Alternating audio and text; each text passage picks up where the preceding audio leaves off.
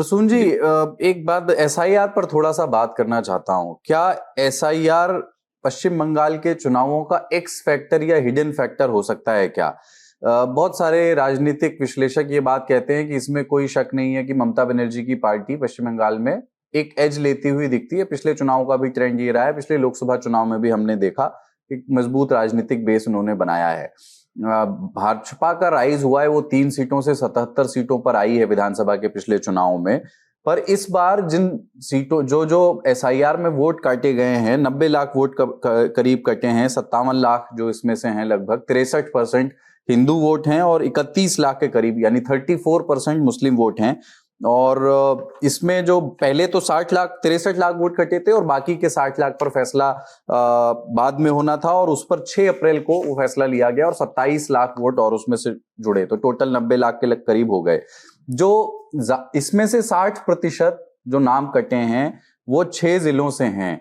वो 6 जिले सीमावर्ती हैं और ऐसे जिले माने जाते हैं जहां पर मुसलमान वोटर निर्णायक भूमिका निभाता है। मैं बहुल शब्द का इस्तेमाल नहीं कर रहा हूं। मालदा, मुर्शिदाबाद, उत्तर दिनाजपुर, नदिया, दक्षिण 24 परगना, यहां से करीब 60% जितने नाम कटे हैं वो इन इलाकों से हैं।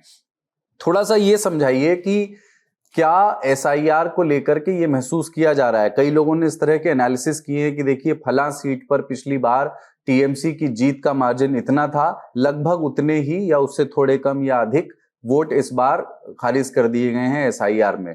कोई सायास कोशिश के तहत किया होगा, पता नहीं, ये तो विपक्ष आरोप लगाता है। लेकिन किसी भी एक संवैधानिक संस्था की प्रक्रिया के तहत जो नाम काटे गए हैं, क्या वो चुनाव में किसी तरह से भारतीय जनता पार्टी को फायदा पहुंचाएंगे और टीएमसी को नुकसान पहुंचाएंगे? इस पर जानकारों की राय एकमत है या नहीं है? असल में पहले मैं बात करना चाहता हूं कि एक गलत और भ्रम फैल जा रहा है कि हिंदू का नाम ज्यादा कट गया, मुसलमान का कम।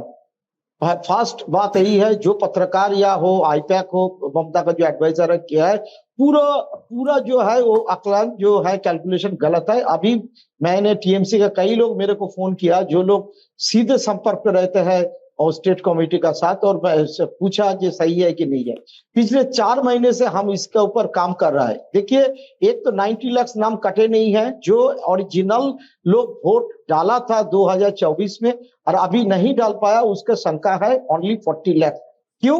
ये पहले दफा जो ड्राफ्ट लिस्ट बना था 58 लाख नाम कट गया था। उसमें आपका डेड वोटर था, डाउटफुल वोटर था, डुप्लीकेट वोटर था और शिफ्टेड वोटर था। उसमें केवल 10% मान के चलिए जो लोग ओरिजिनल है और वोटर भी थे, उसका नाम काट गया, तो 58 लाख से 5 लाख।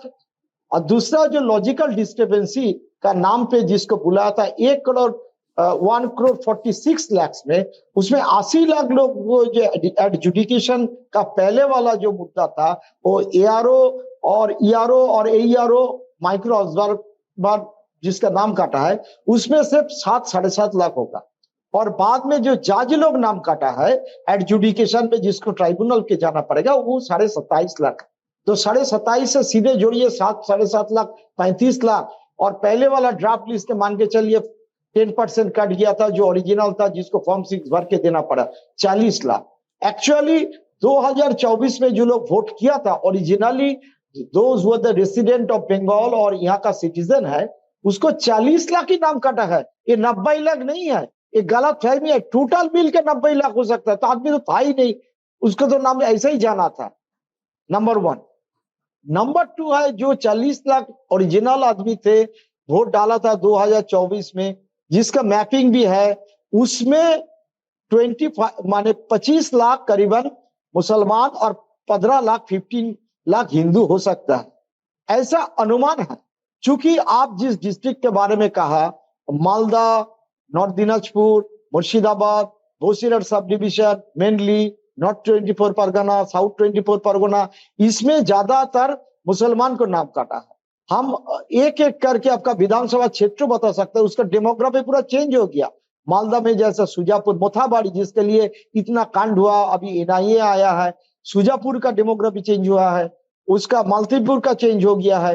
पूरा मालदा डिस्ट्रिक्ट में करीबन 7-8 कॉन्स्टिट्यूएंसी 12 का अंदर वो डेमोग्राफी चेंज हो गया, मुसलमान का इतना नाम कटा है। फिर आइए नीचे वाला मुर्शिदाबाद जिला में, मुर्शिदाबाद जिला में मुसलमान परसेंटेज है 67%। उसमें फराक्का से लेकर शमशेरगंज जहां दंगा हुआ था, 2 आदमी का मौत हो गया था हिंदू, जिसके लिए बहुत हल्ला हुआ था। शमशेरगंज, सूती, फराक्का, भगवान गोला, एक का बाद एक मुसलमान का नाम काटा है। और करीबन एडजुडिकेशन में मुसलमान का नाम कई जगह 50% के ऊपर भी कट चुके हैं। हाँ, हिंदू वोटर के भी नाम कटा है। नॉर्थ 24 परगना में ज्यादा है, उसमें मुतुआ वाला जो सीट है, जैसा कृष्णनगर है, नॉर्थ दिनाजपुर, नदिया डिस्ट्रिक्ट में है, और बनगा सब डिवीजन जो है, जिसको मुतुआ लैंड कहता है, मुतुआ का गढ़ कहते हुए, वहां जहां से शंतनु ठाकुर सेंट्रल बीजेपी का आपका मंत्री भी है, जहाज का मंत्री भी है, शिपिंग मिनिस्टर भी है, जूनियर मिनिस्टर है, वहां पर भी नाम कटा है। लेकिन मुतुआ का नाम बहुत काट गया, कुछ नहीं कटा। और भद्रलोक बंगाल जिसको कहते हैं थोड़ा इंटेलेक्चुअल है, अपर कास्ट है, उसको भी कलकत्ता में नाम कट गया है, बाहर में भी नाम कट चुका है। असल में हुआ क्या है, सीधे तौर पर एक अगर सिटीजन नहीं होगा, तुमको मैपिंग नहीं होगा, तो पूरा परिवार का ही नाम कटेगा। घुसपैठिया होगा, बांग्लादेशी होगा, यहाँ का रेसिडेंट नहीं हुआ, पूरा परिवार का ही कटेगा। लेकिन हुआ क्या, 95 से 97% का परिवार में एक आदमी का नाम काटा है 3 आदमी को नाम, फादर और मदर का नाम है, बेटा और बेटी का नाम कट गया। बेटा बेटी का नाम है, फादर और मदर का नाम कट गया। बोला प्रूफ करो अभी ट्राइब्यूनल पे।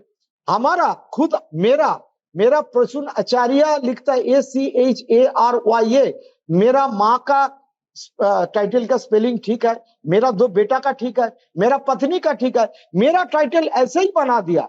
चूंकि हम इसका SIR लेके बहुत चर्चा किया था, वो आचार्य माने पूरा टाइटल ही मेरा अपना आप से बदल गया।